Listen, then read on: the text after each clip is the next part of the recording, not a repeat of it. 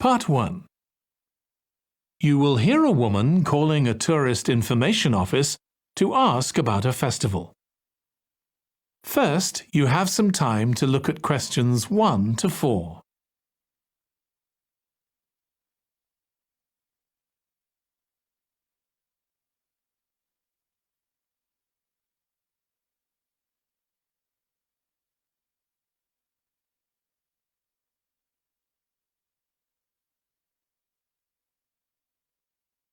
Now listen carefully and answer questions 1 to 4.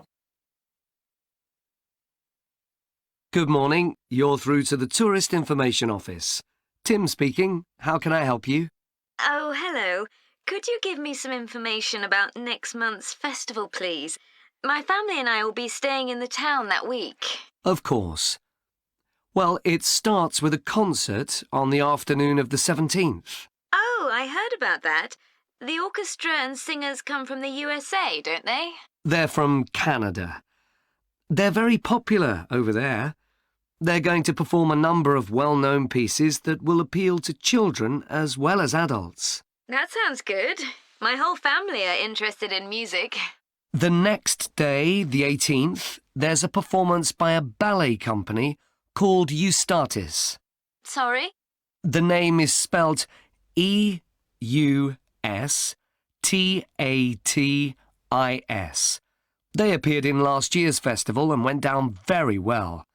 Again, their programme is designed for all ages. Good. I expect we'll go to that. I hope there's going to be a play during the festival. A comedy, ideally. You're in luck.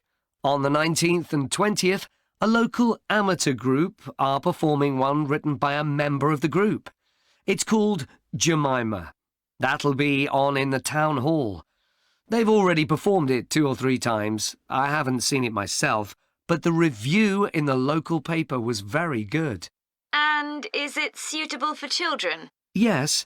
In fact, it's aimed more at children than at adults.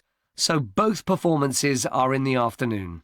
And what about dance? Will there be any performances? Yes, also on the 20th, but in the evening. A professional company is putting on a show of modern pieces with electronic music by young composers. Uh-huh. The show is about how people communicate, or fail to communicate with each other, so it's got the rather strange name, Chat. I suppose that's because that's something we do both face-to-face and online. That's right. Before you hear the rest of the conversation, you have some time to look at questions 5 to 10.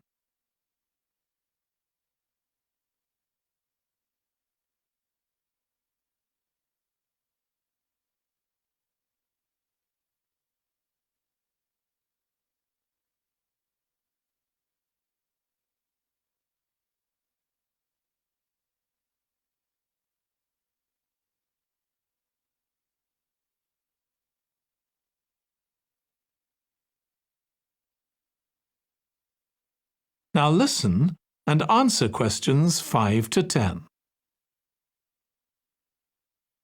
Now, there are also some workshops and other activities. They'll all take place at least once every day, so everyone who wants to take part will have a chance. Good. We're particularly interested in cookery. You don't happen to have a cookery workshop, do you? We certainly do.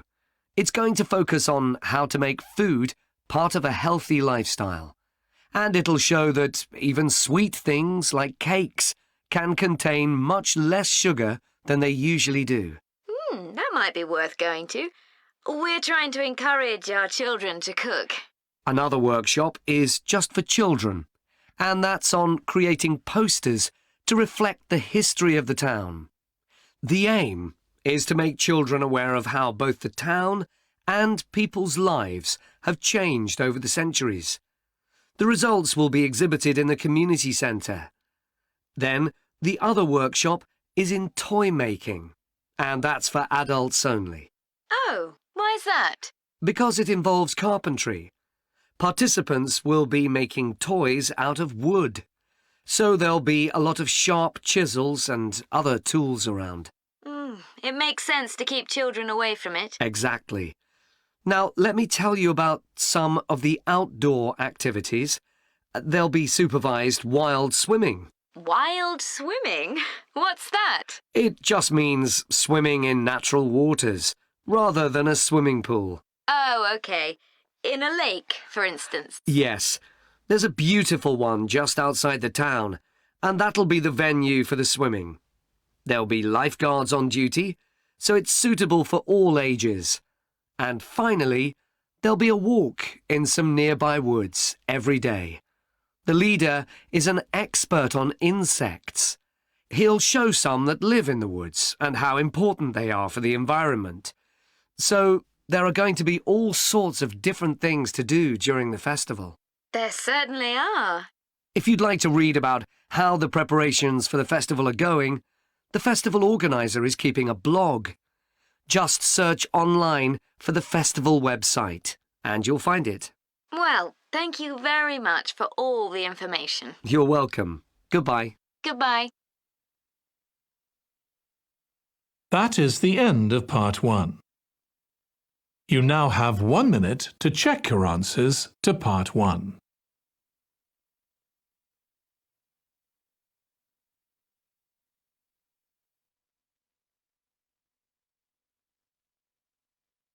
Part 2. You will hear part of a talk to a gardening club about a local park. First, you have some time to look at questions 11 to 14.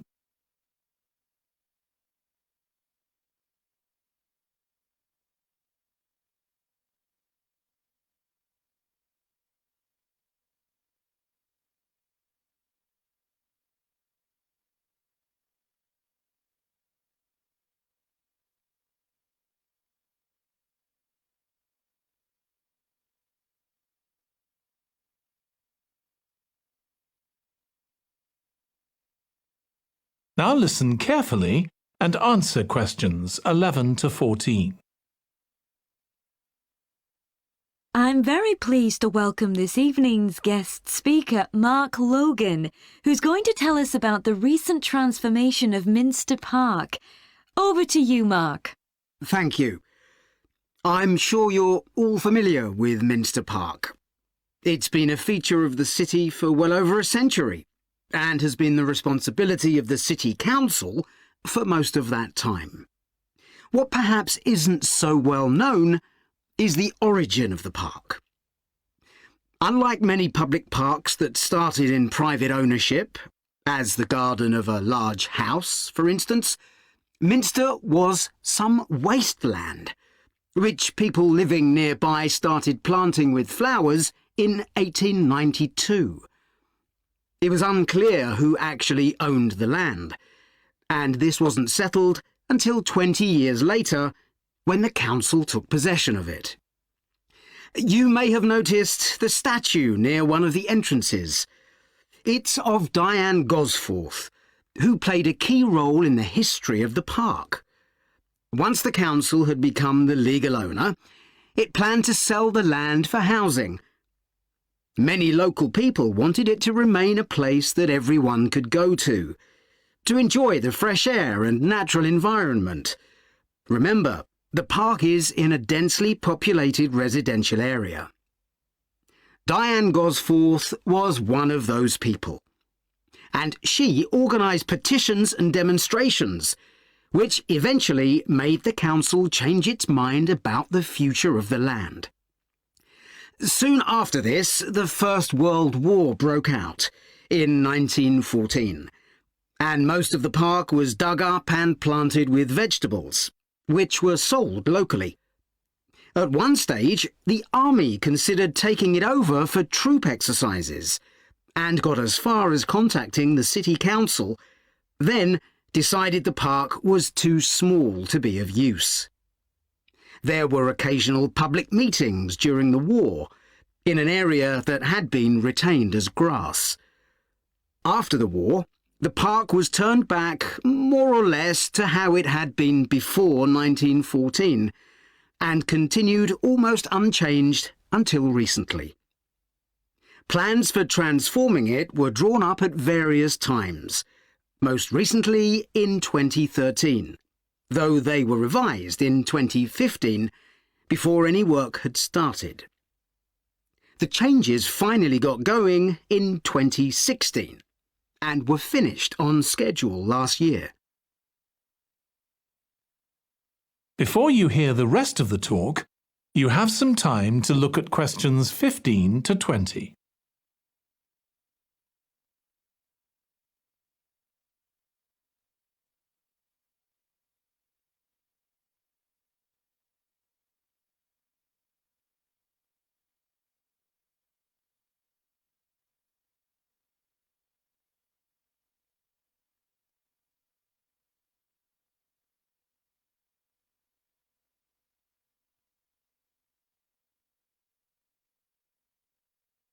Now listen and answer questions 15 to 20.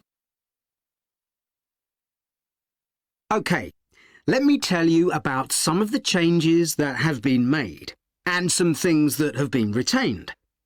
If you look at this map, you'll see the familiar outline of the park, with the river forming the northern boundary, and a gate in each of the other 3 walls. The statue of Diane Gosforth has been moved.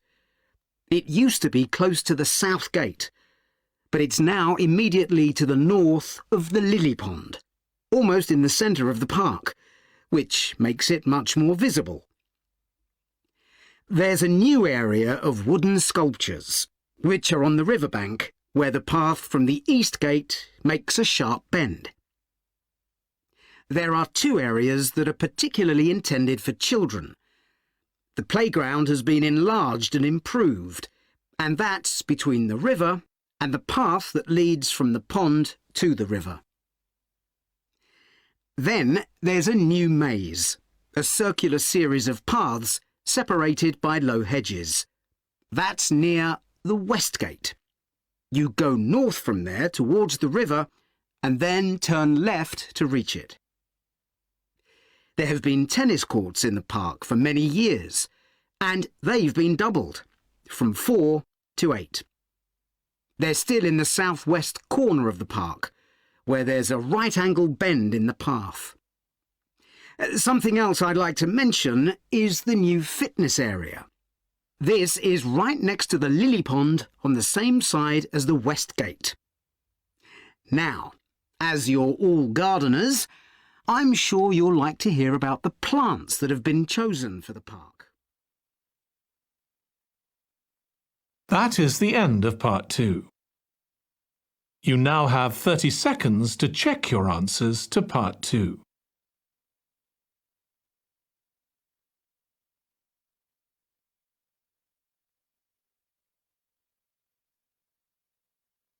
Part 3.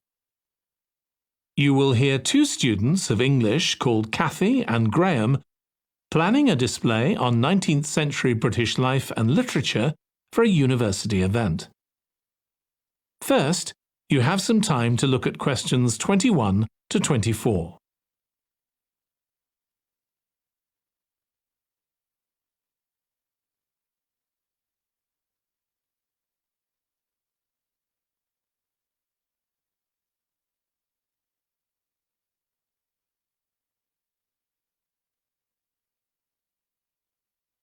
Now listen carefully and answer questions 21 to 24. OK, Graham, so let's check we both know what we're supposed to be doing. OK. So, for the university's open day, we have to plan a display on British life and literature in the mid-19th century. That's right. But we'll have some people to help us find the materials and set it up, remember? For the moment, we just need to plan it. Good. So, have you gathered who's expected to come and see the display? Is it for the people studying English or students from other departments? I'm not clear about it. Nor me. That was how it used to be, but it didn't attract many people, so this year it's going to be part of an open day to raise the university's profile. It'll be publicised in the city to encourage people to come and find out something of what goes on here. and it's included in the information that's sent to people who are considering applying to study here next year. Presumably, some current students and lecturers will come? I would imagine so. But we've been told to concentrate on the other categories of people. Right. We don't have to cover the whole range of 19th century literature, do we? No, it's entirely up to us. I suggest just using Charles Dickens. That's a good idea. Most people have heard of him and have probably read some of his novels or seen films based on them. So that's a good lead-in to life in his time. Exactly. And his novels show the awful conditions that most people had to live in, don't they? He wanted to shock people into doing something about it. Did he do any campaigning other than writing? Yes, he campaigned for education and other social reforms and gave talks. But I'm inclined to ignore that and focus on the novels. Yes, I agree. Before you hear the rest of the discussion, you have some time to look at questions 25 to 30.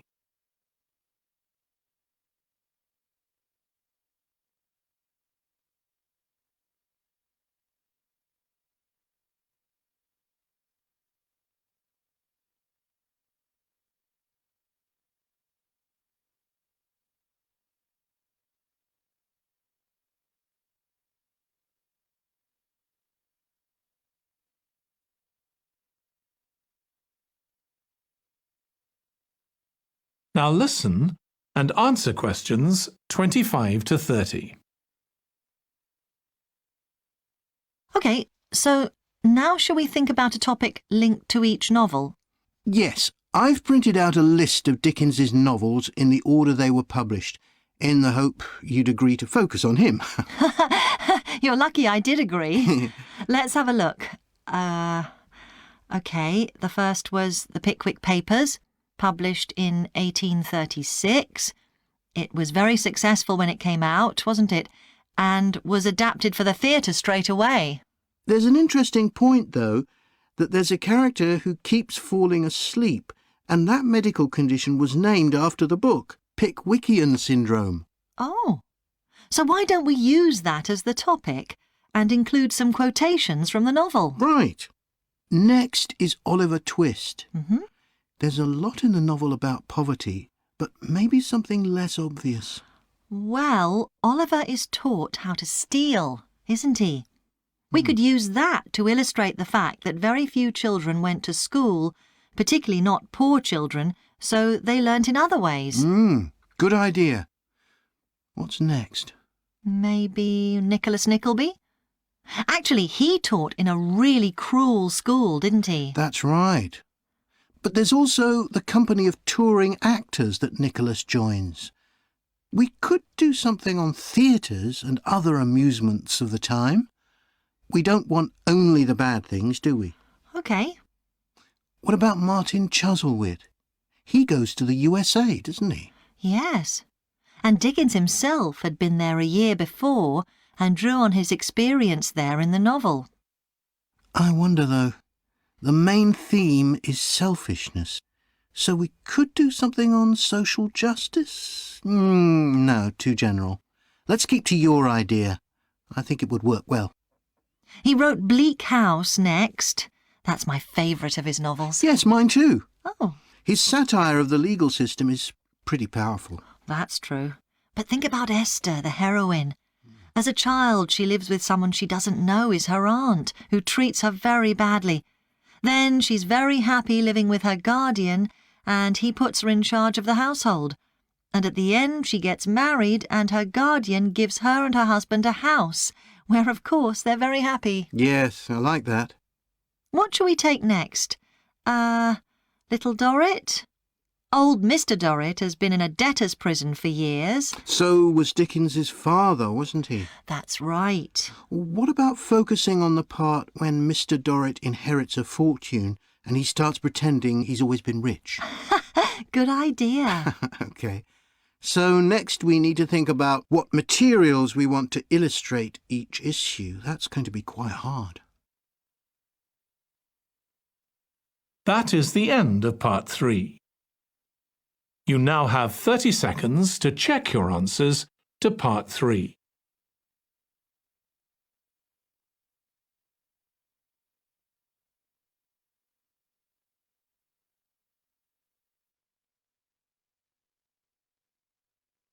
Part 4.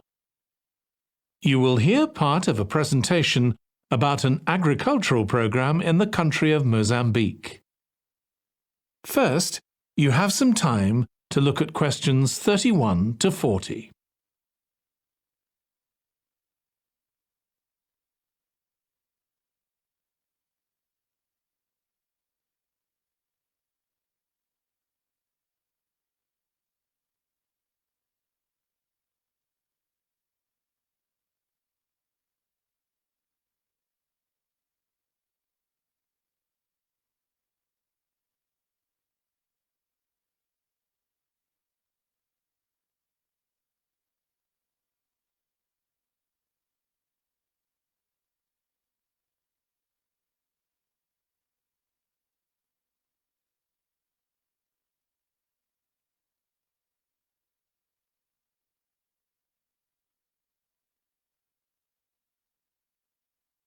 Now listen carefully and answer questions 31 to 40. I'm going to report on a case study of a program which has been set up to help rural populations in Mozambique, a largely agricultural country in Southeast Africa. The program worked with 3 communities in Chikwalakwala district near the Limpopo River. This is a dry and arid region with unpredictable rainfall. Because of this, people in the area were unable to support themselves through agriculture, and instead they used the forest as a means of providing themselves with an income, mainly by selling charcoal. However, this was not a sustainable way of living in the long term, as they were rapidly using up this resource. To support agriculture in this dry region, the program focused primarily on making use of existing water resources from the Limpopo River by setting up systems of irrigation, which would provide a dependable water supply for crops and animals. The program worked closely with the district government in order to find the best way of implementing this. The region already had one farmers' association, and it was decided to set up 2 more of these. These associations planned and carried out activities including water management, livestock breeding and agriculture. And it was notable that in general, women formed the majority of the workforce. It was decided that in order to keep the crops safe from animals, both wild and domestic, special areas should be fenced off where the crops could be grown. The community was responsible for creating these fences, but the program provided the necessary wire for making them.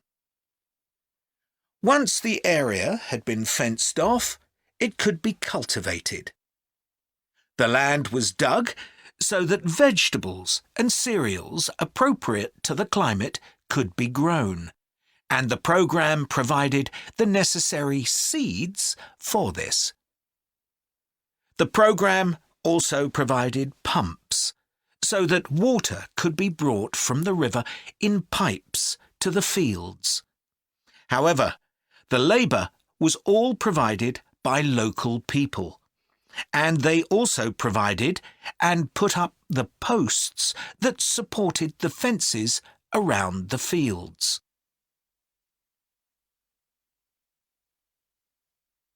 Once the program had been set up, its development was monitored carefully. The farmers were able to grow enough produce not just for their own needs, but also to sell.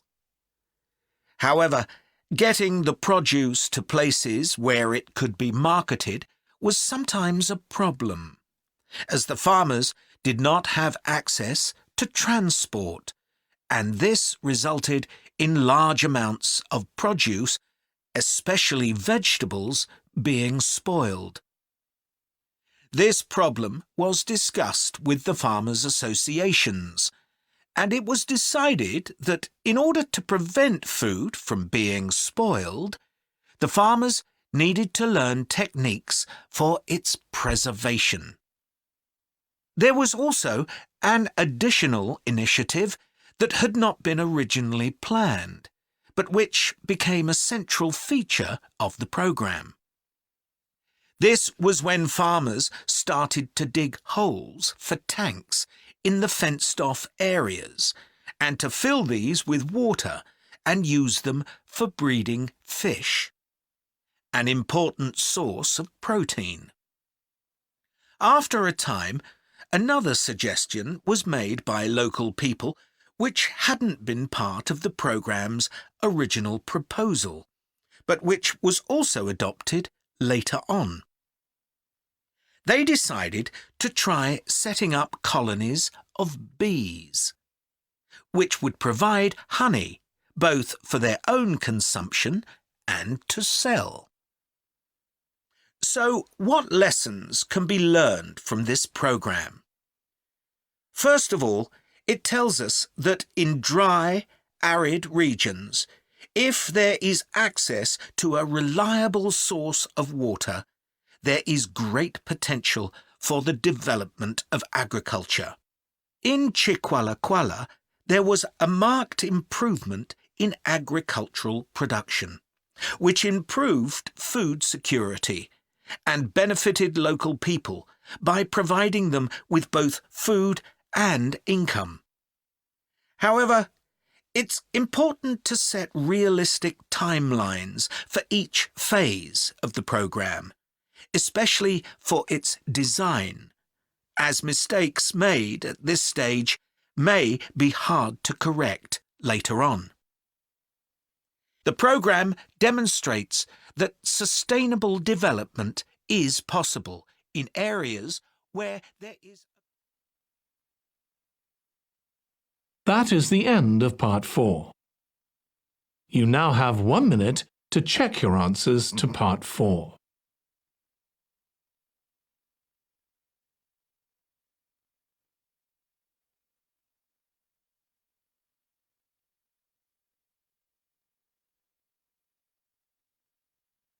That is the end of the listening test.